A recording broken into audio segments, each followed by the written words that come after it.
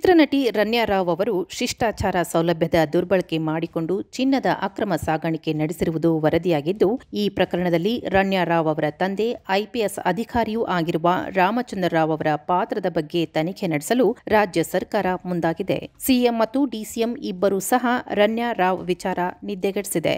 ಸಿದ್ದರಾಮಯ್ಯ ಮತ್ತು ಡಿಕೆ ಶಿವಕುಮಾರ್ ಇಬ್ಬರೂ ರಹಸ್ಯ ಸಭೆ ನಡೆಸಿದ್ದಾರೆ. ಪ್ರಕರಣದಲ್ಲಿ ಸಚಿವರಿಬ್ಬರ ಪಾತ್ರ ಇರುವ ಕುರಿತಂತೆ ಬಿಜೆಪಿ ಆರೋಪ ಮಾಡಿರುವ ಹಿನ್ನೆಲೆಯಲ್ಲಿ ಈ ಸಭೆ ಮಹತ್ವ ಪಡೆದುಕೊಂಡಿದೆ. ಸರ್ಕಾರದ ಅಪರ ಮುಖ್ಯ ಕಾರ್ಯದರ್ಶಿಗಳಾದ ಐಪಿಎಸ್ ಅಧಿಕಾರಿ ಗೌರವ್ ಗುಪ್ತಾ ಅವರನ್ನು ನೇಮಿಸಿ ಆದೇಶಿಸಲಾಗಿದೆ ಎಂದು ಸಿಎಂ ಸಿದ್ದರಾಮಯ್ಯ ಅವರು ತಿಳಿಸಿದ್ದಾರೆ. ನಟಿ ರನ್ಯಾ ರಾವ್ ಅವರ ಚಿನ್ನ ಕಳ್ಳ ಸಾಗಣೆ ಪ್ರಕರಣದಲ್ಲಿ ಹವಾಲಾ ನಂಟು ಬೆಸೆದುಕೊಂಡಿರುವ ಕುರಿತಂತೆ ಬಿಜೆಪಿಯು ಆರೋಪ ಮಾಡಿತ್ತು.